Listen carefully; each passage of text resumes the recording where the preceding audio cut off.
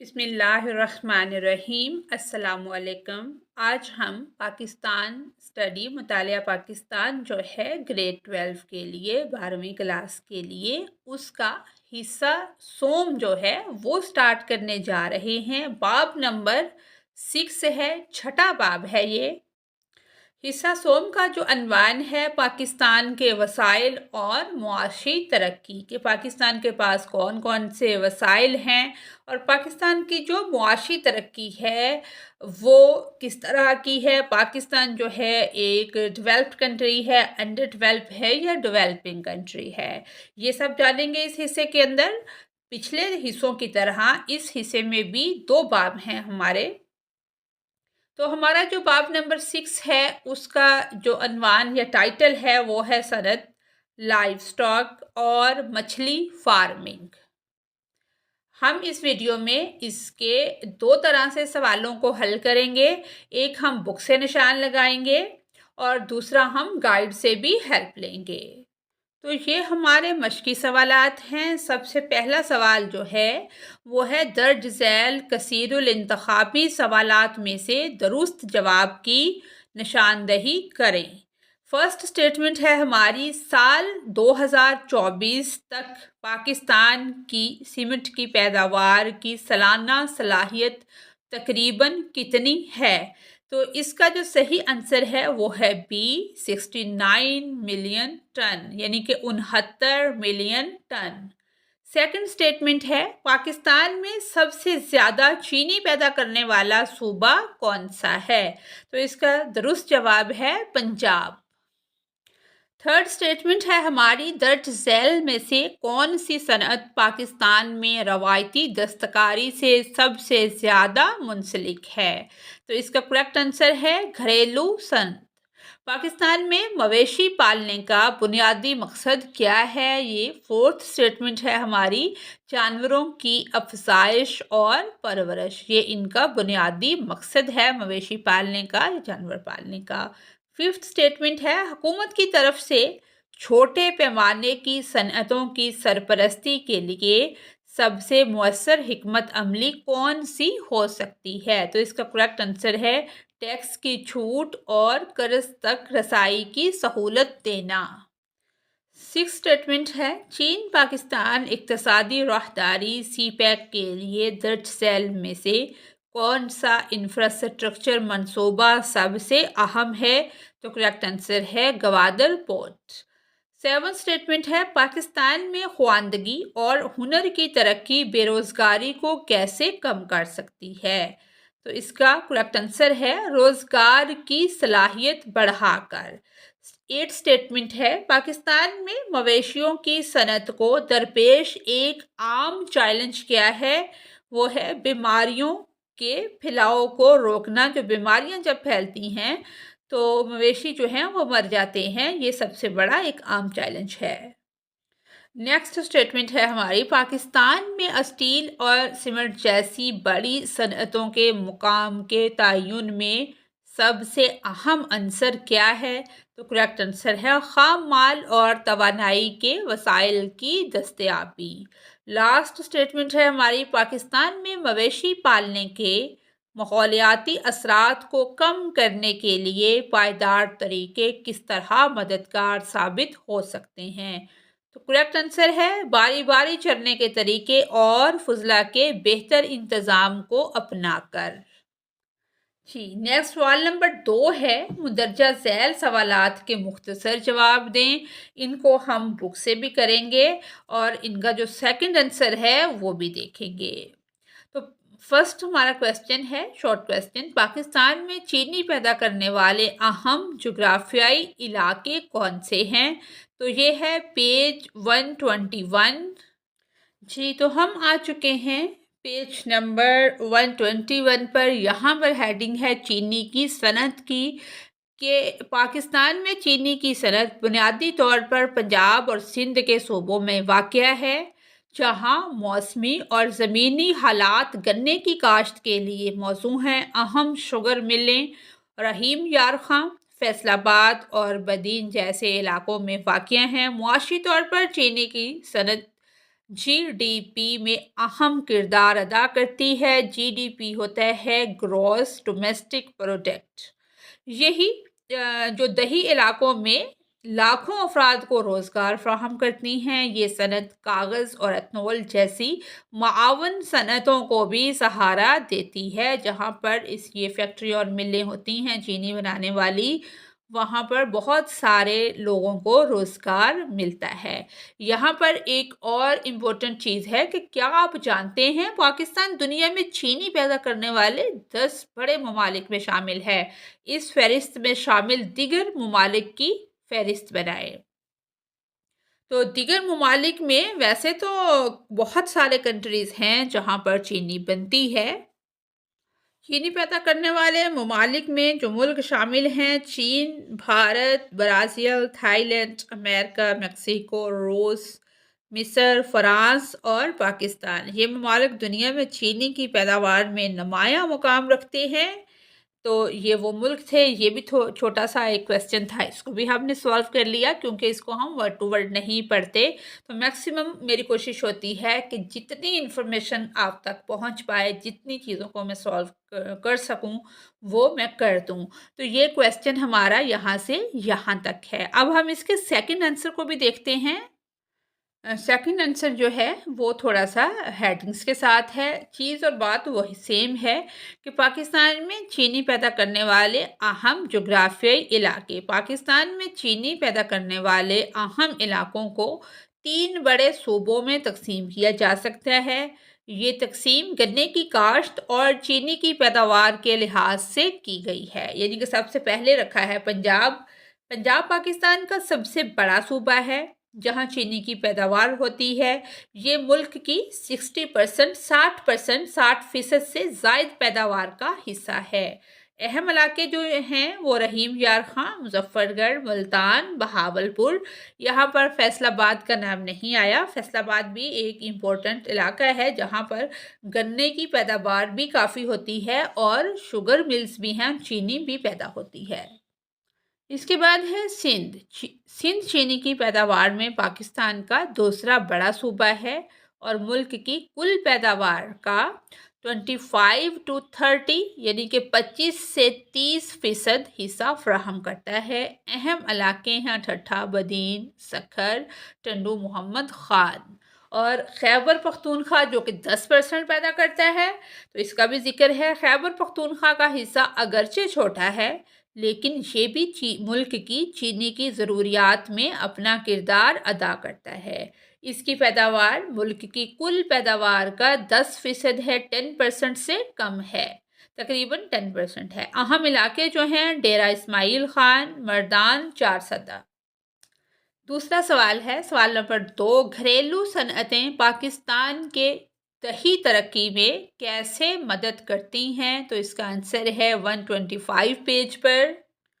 جی، تو ہم آ چکے ہیں 125 پیج پر۔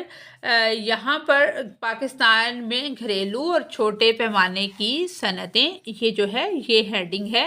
تھوڑا سا اگر ہم اس کو ڈیفائن کرنا چاہتے ہیں تو یہاں تک اس کو ڈیفائن کر سکتے ہیں، ادروائز جو اس کے فوائد ہیں نا وہ زیادہ امپورٹنٹ ہیں، کیونکہ جو ہمارا کویسچن ہے وہ یہی ہے کہ گھریلو صنعتیں پاکستان کی دیہی ترقی میں کیسے مدد کرتی ہیں۔ تو یہ جو فوائد ہیں، جو مدد ہے، وہی ہم ڈسکس کرتے ہیں۔ انٹرو اگر تھوڑا سا آپ بنانا چاہیں جیسے میں نے آپ کو بتایا تو آپ بنا سکتے ہیں۔ گھریلو صنعتیں دیہی علاقوں میں روزگار کے مواقع فراہم کر کے غربت میں کمی اور معیار زندگی میں بہتری لاتی ہیں۔ سیکنڈ پوائنٹ ہے، گھریلو خواتین کو روزگار اور اپنی صلاحیتیں اجاگر کرنے کے مواقع ملتے ہیں۔ روایتی دستکاریاں مہارتوں کے تحفظ اور فروغ میں معاون ثابت ہوتی ہیں۔ یہ صنعتیں لچکدار ہوتی ہیں اور تبدیلیوں کے مطابق خود کو ڈھالنے کی صلاحیت رکھتی ہیں۔ ان صنعتوں کی ترقی سے دیہی اور پسماندہ علاقوں میں معیشت کو فروغ ملتا ہے جو مجموعی کھپت، سرمایہ کاری اور طلب میں اضافے کا باعث بنتا ہے۔ تو اس کا سیکنڈ آنسر بھی سیم ہے، اسی طرح سے پوائنٹس اس میں 5 دیے گئے ہیں تو سیم وہی آنسر ہے۔ क्वेश्चन नंबर 3 है, ये सवाल नंबर 3, पाकिस्तान की सीमेंट इंडस्ट्री को दरपेश आम माहौलियाती चैलेंजेस क्या है? तो ये है पेज 122। जी, तो हम आ चुके हैं अपने आंसर पे। यहाँ पर सीमेंट की सनत की हेडिंग है। थोड़ा सा इंट्रो बनाना चाहें तो हम बना सकते हैं, वरना हम इसके जो नेगेटिव पॉइंट हैं उस पे आ जाते हैं, जो कि हमारे सवाल में पूछा गया है कि मनफी पहलुओं में सीमेंट की सनत का कार्बन के अखराज और धूल की आलूदगी के साथ साथ तवानाई की ज़्यादा खपत और गैर काबिल तजदीद तवानाई के ज़राए पर इन्हिसार की वजह से माहौलियात पर नुमायाँ असर पड़ता है। सीमेंट की सनत के इक्तसादी, माहौलियाती और समाजी असरात बहुत ज़्यादा हैं। इक्तसादी तौर पर यह कौमी तरक्याती मनसूबों के लिए बहुत अहम है, लेकिन माहौलियाती तौर पर यह अखराज और वसाइल की खपत की वजह से कई चैलेंजेस भी पेश करती है। समाजी तौर पर अगर ये रोज़गार के मौका फ्राहम करती है, लेकिन आलूदगी की वजह से ये सनत कम्युनिटी की सेहत को भी मुतासर कर सकती है। जी, तो यहाँ पर एक और छोटा सा क्वेश्चन है कि मालूम करना है कि कौन से ममालिक जो हैं वो पाकिस्तान से सीमेंट दरामद करते हैं। इन ममालिक में Afghanistan, Sri Lanka, Bangladesh, Kenya, Qatar, Kuwait, Iraq और मुत्तहिदा अरब अमारात शामिल है। क्योंकि पाकिस्तान में काफ़ी ज़्यादा सीमेंट बनता है, तो पाकिस्तान ये दूसरे ममालिक को दरामद करके ज़र मुबादला कमाता है। अब हम सेकंड आंसर को देखते हैं। जी, तो सेकंड आंसर है कि सीमेंट इंडस्ट्री को दरपेश माहौलियाती चैलेंजेस। सीमेंट की सनत के इक्तसादी, माहौलियाती और समाजी असरात बहुत ज़्यादा हैं। सीमेंट की सनत कार्बन के अखराज और धूल की आलूदगी के साथ साथ आला तवानाई की खपत और गैर काबिल तजदीद तवानाई के ज़राए पर इन्हिसार की वजह से एक अहम माहौलियाती असरात रखती है। सीमेंट की सनत के मुआशी, माहौलियाती और समाजी असरात काफ़ी हैं। इक़्तिसादी तौर पर ये तरक्याती कौमी तरक्याती मनसूबों के लिए अहम है, लेकिन माहौलियाती तौर पर ये अखराज और वसाइल की खपत की वजह से चैलेंजेस पेश करता है। समाजी तौर पर अगरचे ये मुलाजमत के मौका फ्राहम करता है, ये आलूदगी की वजह से कम्युनिटी की सेहत को भी मुतासर कर सकता है। जी, क्वेश्चन नंबर 4 है, मछली की फार्मिंग पाकिस्तान में खुराक की सिक्योरिटी को कैसे बेहतर बनाती है? तो पेज है 135। यानी कि मछली फार्मिंग ग़िज़ाई तहफ़्फ़ुज़ को यकीनी बनाने, रोज़गार फ़राहम करने और मुकामी फ़रोख्त और बरामदात दोनों के ज़रिए पाकिस्तानी मईशत के लिए बहुत अहम है। इसके अहम पहलुओं में पानी के मियार को बरकरार रखना, मुनासिब ग़िज़ाइयत फ़राहम करना और बीमारी से बचाव और इलाज का इंतज़ाम करना शामिल है, जो इसे रवायती माहीगीरी के तरीक़ों का एक पायदार मुतबादिल बनाता है। मछलियों की फलाह व बहबूद और नशोनुमा को फ़रोग़ देने के लिए पानी के मियार को यकीनी बनाना इंतहाई अहमियत का हामिल है। ऑक्सीजन की सतह, दर्जा हरारत और pH की निगरानी इस अमल का एक लाजमी हिस्सा है। मज़ीद बरां मछलियों की नशोनुमा और फलाह व बहबूद के लिए सही किस्म की खुराक को यकीनी बनाना बहुत ज़रूरी है। तजारती पेल्स से लेकर कुदरती ग़िज़ाई ज़राए तक मुख्तलिफ़ इक़साम दस्तयाब हैं। इंतख़ाबी अफ़ज़ाइश के प्रोग्रामों में बुनियादी मकसद मछलियों में नशोनुमा की शरह, बीमारी के ख़िलाफ़ मज़ाहमत और दीगर मतलूबा खसूसियात को बेहतर बनाना है। मछली फार्मिंग ग़िज़ाई तहफ़्फ़ुज़ को यकीनी बनाने, रोज़गार के मौक़े पैदा करने और बरामदात और मुकामी फ़रोख्त दोनों के ज़रिए मईशत को मज़बूत बनाने में भी एक अहम किरदार अदा करती है। जी, तो ये हमारा सेकंड आंसर है कि मछली फार्मिंग ग़िज़ाई तहफ़्फ़ुज़ को यकीनी बनाने, रोज़गार फ़राहम करने और मुकामी फ़रोख्त और बरामदात दोनों के ज़रिए पाकिस्तानी मईशत के लिए बहुत अहम है।